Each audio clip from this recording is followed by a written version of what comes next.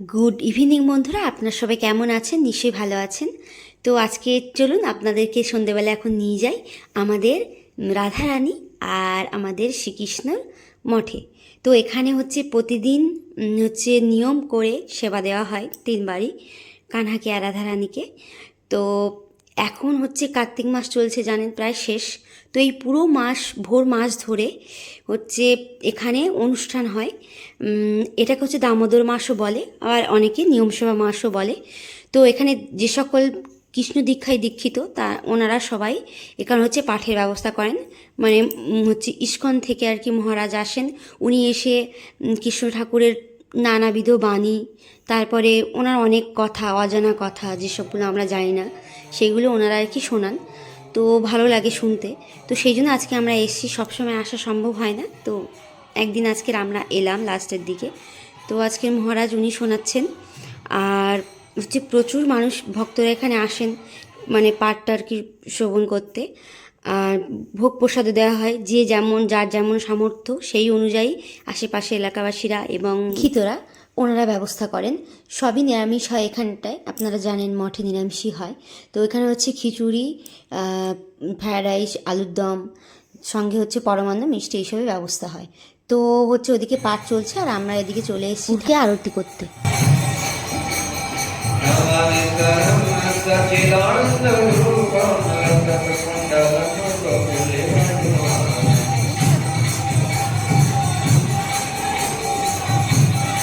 এখানে মঠে ঢোকার মুখেই হচ্ছে কুপনের ব্যবস্থা করা আছে।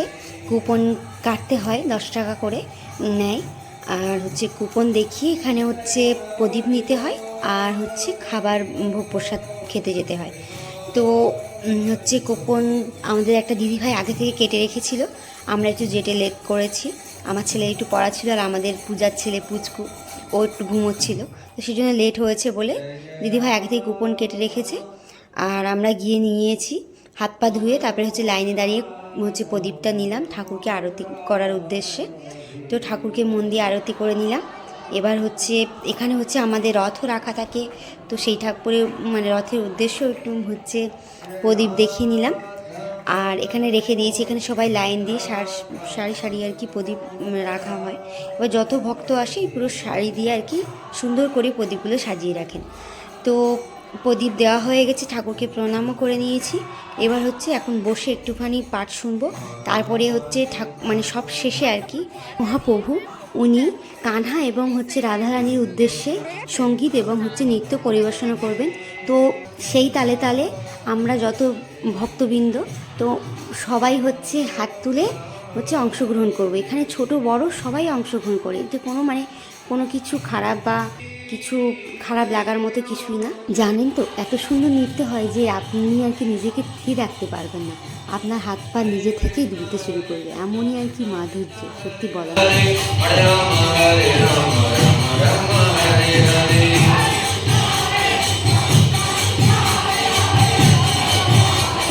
নৃত্য শেষ হয়ে গেছে, মহাপ্রভুকে আমরা সবাই মিলে প্রণাম করে নিলাম।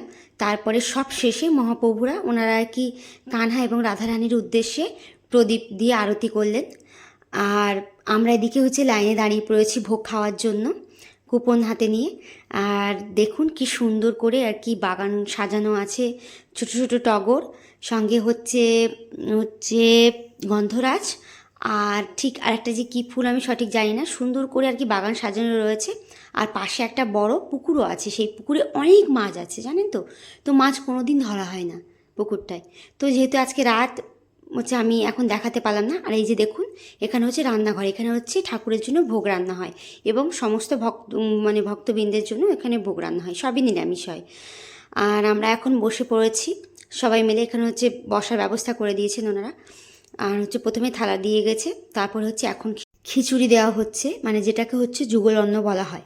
তো আজকে যিনি দাতা, তো উনি হচ্ছে প্রচুর মানুষের জন্য আজকে আয়োজন করেছেন, প্রায় 500 মানুষের জন্য আর কি ভোগের ব্যবস্থা করেছেন। আর এখানে যারা আর কি রাঁধুনি, তো সত্যি কথা বলতে ওনারা সবাই আর কি দীক্ষিত। তো ওনারা এত সুন্দর রান্না করেন, মানে কোনো তুলনা হয় না। সত্যি কথা বলতে ঠাকুরের ভোগ সত্যিই ভালো খেতে হয়। তো নিরামিষই কিন্তু অসাধারণ টেস্ট হয়। তো আজকে রান্নাটাও খুব সুন্দর হয়েছে।